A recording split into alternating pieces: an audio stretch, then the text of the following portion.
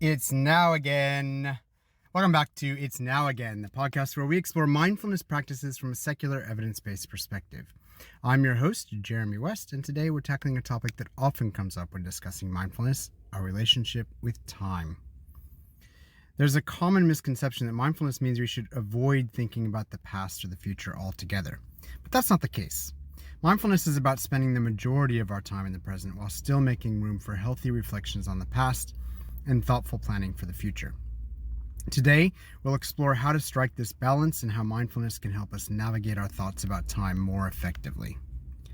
We all know that living in the present moment is a core principle of mindfulness.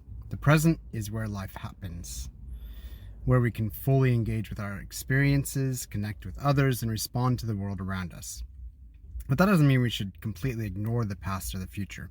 After all, our past experiences shape who we are today, and thoughtful planning is essential for creating a fulfilling future. The key is to find a healthy balance so we don't get stuck dwelling on the past or worrying about the future. Mindfulness teaches us to bring our attention to the present moment, to be fully engaged with whatever we're doing right now. But it also teaches us to approach our thoughts about the past and future with a sense of awareness and intention. When we do this, we can reflect on the past and plan for the future without getting lost in regrets or anxieties. Think of your thoughts as travelers on a journey. The present moment is the main road where most of your journey takes place. The past and future are like rest stops, places where you can pause, reflect, and plan before continuing on your way.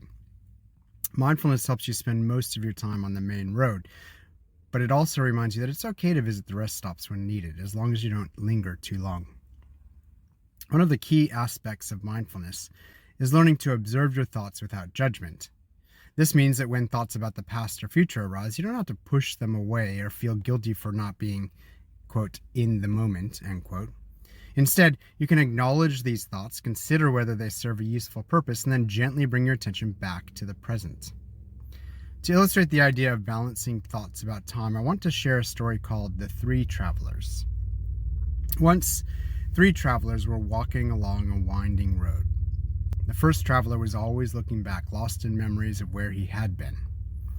He would often stop in his tracks, turning around to retrace his steps, which made his journey slow and difficult. The second traveler was constantly looking ahead, worrying about what might be around the next bend. She would rush forward, often stumbling on the path because she wasn't paying attention to where she was walking. The third traveler, however, kept his focus on the road beneath his feet. He walked steadily and confidently, occasionally glancing back to learn from his past and forward to plan his steps, but he always returned his gaze to the present, where he could see the path clearly and enjoy the journey. This story reminds us that while it's natural and necessary to think about the past and future, it's important to keep our primary focus on the present moment.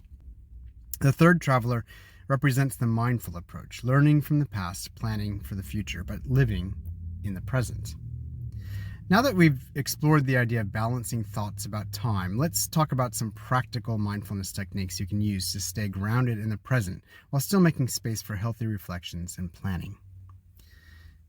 Number 1, mindful reflection on the past. When thoughts about the past arise, use mindfulness to reflect on them with clarity and compassion. Instead of getting lost in regrets of what ifs, focus on what you can learn from the past. Ask yourself, what can this experience teach me? Or how has this shaped who I am today? This approach allows you to gain insights from your past without becoming stuck in it.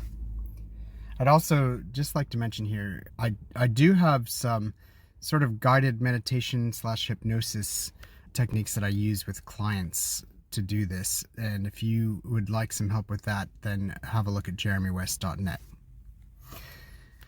Number 2, mindful planning for the future. Planning for the future is important, but it's easy to get caught up in anxiety or worry about what's to come. When you think about the future, do so mindfully. Set aside specific times for planning and approach it with a sense of curiosity and openness. Instead of focusing on what could go wrong, ask yourself, what steps can I take today to move toward my goals? And how can I prepare for the future while staying present?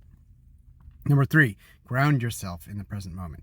Whenever you notice your mind drifting to the past or future, gently bring your attention back to the present moment. You can do this by focusing on your breath, your surroundings, or the sensations in your body. This practice helps you stay connected to the here and now, where life is happening. Number 4, use the 5-5-5 technique. This simple mindfulness exercise can help you stay balanced between past, present, and future. Spend 5 minutes reflecting on the past, 5 minutes planning for the future, and 5 minutes being fully present in the moment. This technique allows you to honor all aspects of your experience while keeping the present at the center of your focus. Number 5. As always, if this is what you're working on, you can set an intention for balanced time awareness. So set a daily intention to maintain a balanced relationship with time. You might frame this intention as a question. How many more ways can I continue to stay present while thoughtfully reflecting on the past and planning for the future even more? This intention will guide your mindfulness practice. Mindfulness helps us to see that while the past and future are important, the present moment is where life truly unfolds. By balancing our thoughts about time, we can live more fully in the present while still honoring our past and preparing for our future. I do just want to point out, there's no shoulds here. If you enjoy spending a lot of time reminiscing about the past, or you enjoy visualizing about the future, that's great.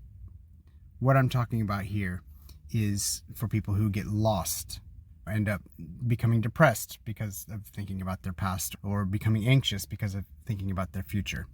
And I'm talking about coming back to the present moment and spending most of your time in the present moment as a way to find calm in the eye of the storm.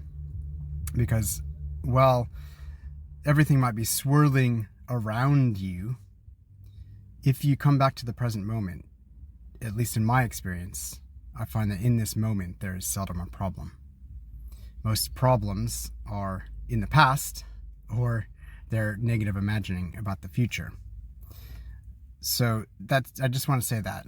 And that goes along with everything I ever talk about on this podcast. There are no shoulds. And in fact, mindfulness isn't even for everyone. This is really just food for thought for you to try these things in your own life if they sound like they're worth trying. Even Buddha himself said that you shouldn't take his word for it. You should try these things for yourself. And even if they work for you, continue testing. You might find things that work even better. So that's it for today's episode. I hope that you've found some valuable insights into how mindfulness can help you balance your thoughts about the past, present, and future. If you're interested in going deeper into your mindfulness practice, or you need personalized guidance in managing your relationship with time, I do offer one-on-one coaching sessions where we can explore these topics together. Visit jeremywest.net for more information. And you can also check out my new app, which is the same name as this podcast, It's Now Again, where you'll find a growing library of mindfulness practices, including guided meditations, to support your journey of balanced time awareness. If you enjoyed this episode, please subscribe, share it with others who might benefit, and rate the podcast. Your support helps us reach more people and continue exploring these important topics together. Until next time, keep practicing, keep growing, and remember, it's now again.